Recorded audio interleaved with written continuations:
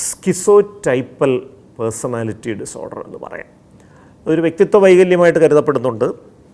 വ്യക്തിത്വ വൈകല്യമല്ല, മസ്തിഷ്കത്തിൻ്റെ വളർച്ചയിലെ ഒരു വ്യതിയാനമാണ് എന്ന് മറ്റു ചില ആളുകളും പറയുന്നുണ്ട്. അപ്പോൾ ഇതിൻ്റെ ഒരു പ്രത്യേകത, ഇവർക്ക് ഒട്ടും മറ്റുള്ളവരുമായി സംസർഗമില്ല, സുഹൃത്തുക്കളില്ല, ഊഷ്മളമായ വൈകാരിക ബന്ധങ്ങളില്ല, അത് ഉണ്ടാകണമെന്ന ആഗ്രഹവുമില്ല. ഒറ്റയ്ക്ക് അവർ വളരെ കംഫർട്ടബിളാണ്. അതുപോലെ ഇടയ്ക്കിടയ്ക്ക് ചില സംശയങ്ങളും ഭയങ്ങളും ഒക്കെ വരും. പ്രത്യേകിച്ച് അവർക്ക് കടുത്ത മാനസിക സമ്മർദ്ദം വരുമ്പോൾ ചില മിഥ്യാവിശ്വാസങ്ങളൊക്കെ വരും, താൽക്കാലികമായിരിക്കും. ആവർത്തിച്ചുള്ള ചില ചിന്തകൾ അവരുടെ മനസ്സിനെ മഥിക്കും. ആ ചിന്തകളുടെ അടിസ്ഥാനത്തിൽ അവരിങ്ങനെ ചിന്തിച്ചുകൊണ്ടിരിക്കും. ഉത്തരം കിട്ടാത്ത ചോദ്യങ്ങളായിരിക്കും, മണിക്കൂറുകളോളം അതിനുവേണ്ടി സമയം കളയും. അന്ധവിശ്വാസങ്ങൾ, ഇതെല്ലാം ചേർന്നൊരവസ്ഥയാണ് ഈ സ്കിസോടൈപ്പൽ ഡിസോർഡർ.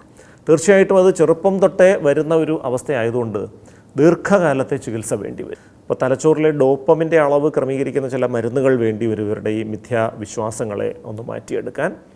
അതോടൊപ്പം തന്നെ ദീർഘകാലം നീണ്ടു നിൽക്കുന്ന മനഃശാസ്ത്ര ചികിത്സകളും വേണ്ടി വരും.